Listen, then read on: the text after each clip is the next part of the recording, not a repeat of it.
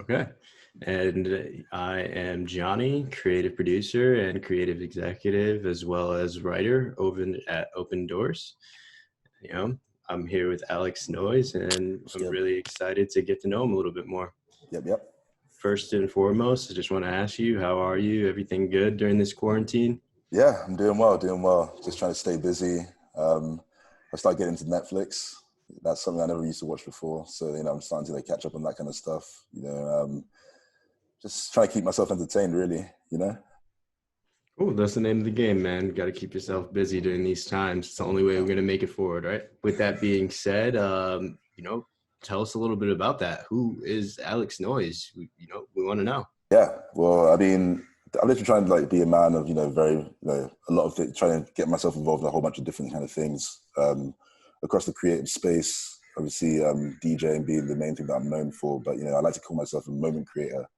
So, I'm just trying to create, bringing people together, trying to have, trying to kind of distribute my energy towards a lot of people, if it's through DJing or through producing or through, just kind of doing events or, everything in between, even just, trying to link people together as well. Like if that's A&Ring or just trying to be someone behind the scenes who makes things happen. That's me in a nutshell, really. So I feel that. That's pretty good. That's pretty good. So you're originally from the UK, correct? yes. Can you tell me a little bit about that? Like, how was it like growing up in the UK? What was the childhood like? Yeah, I mean, honestly, I would probably say childhood wise, I wouldn't say it was crazily eventful, just a lot of rain, it's London, London/England for you as well. I started getting into music from a young age. My dad actually put me on a lot of American music, especially.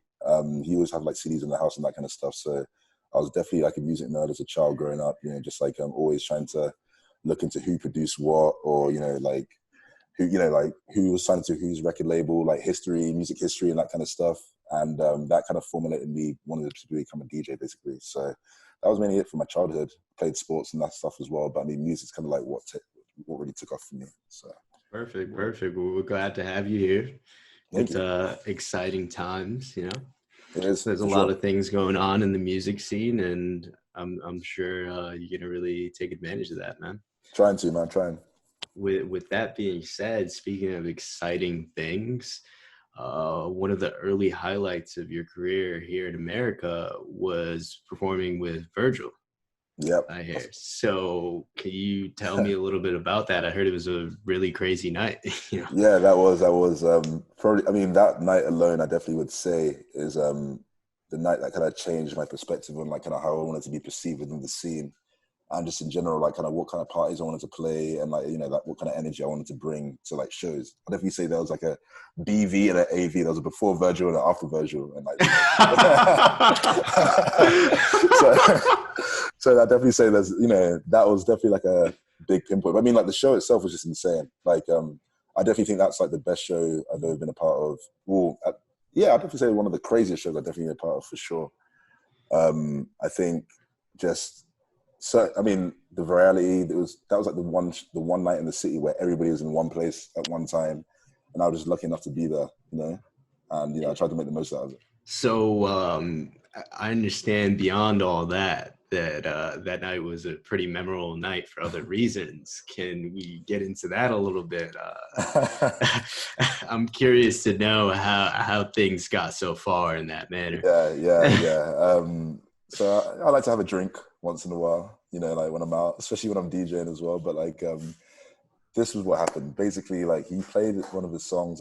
He played "Father Stretch My Hand," which had just come out at that point. It was obviously by Kanye, huge song, one of my favorite songs, whatever it was. And at that moment, I was just kind of looking around. I was like, oh shit, this is crazy. Everybody's going absolutely nuts. Some girls crowd surfing, and in that moment, the song's about to drop, and I was like, damn, I need to do something. So I was panicking. I was looking around. I literally just went and grabbed my wallet and just threw it into the crowd. I couldn't tell you why I decided to do that, but I felt that was the right thing to do at the time. So yeah, just launched the wallet into the crowd, and then carried on partying wherever it is. I blacked out in that moment, and then later on, I literally talked to my cousin. I was like, yo, let's go grab a drink. I'll pay for you. Don't worry about it. And I just went to go reach for my non-existent wallet in my pocket, which was obviously still being trampled on the floor mid-show. So yeah, that was definitely one of my best moments, but definitely a memorable one for sure. For those of you who are curious to see this all unfold, go check out Alex on Instagram, who is Oh yeah, alexNOIZE. He's got the video up I there. forgot I have the video on there. Man, yeah, terrible. So you've made your way across America, right? Yeah, You've yeah, been touring and you've done shows in several cities and states yeah. along the way, to getting here in LA, where you currently reside, and Yeah. you throw down on the decks here for us. Mm-hmm. But I fast forward to recent times, and you recently released your debut album titled "The After Party." Yes. It's a collaboration between you and another artist named Sharif. Am I saying that correctly? Yeah, correct. Sharif. Yeah. Oh yeah. So I listened to it, man, and big ups to you. It Appreciate was that. dope, real Appreciate that. smooth. I really felt a synergy between you on the production end and Sharif with the vocals. Thank you. So, tell me a little bit about that, man. Tell me how two guys can come together and get such, synergy going. It's like it literally, that album was just built off just straight chemistry between the both of us. Like really, I mean, we became friends. We met each other.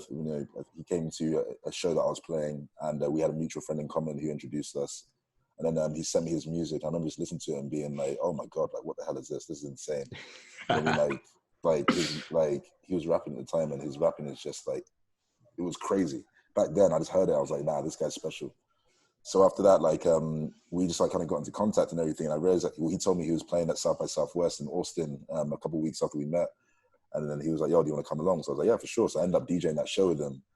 And after that, literally, we just worked together ever since. Shanks and Bugfoot. What does that mean to you? Yo, listen, that song, Sweet Like Chocolate, obviously, they're the people who made Sweet Like Chocolate in the first place, that track. That is an old school garage track from, I can't remember when it came out, maybe 1998 or something. But growing up, that was one of my favorite songs. And it's like a garage track. It was big for me. So I feel as though that it's very nostalgic. That's the best way to describe it. Whenever I hear those words, I just think to the music video, think to kind of where I was at the time when that song came out. I love that track.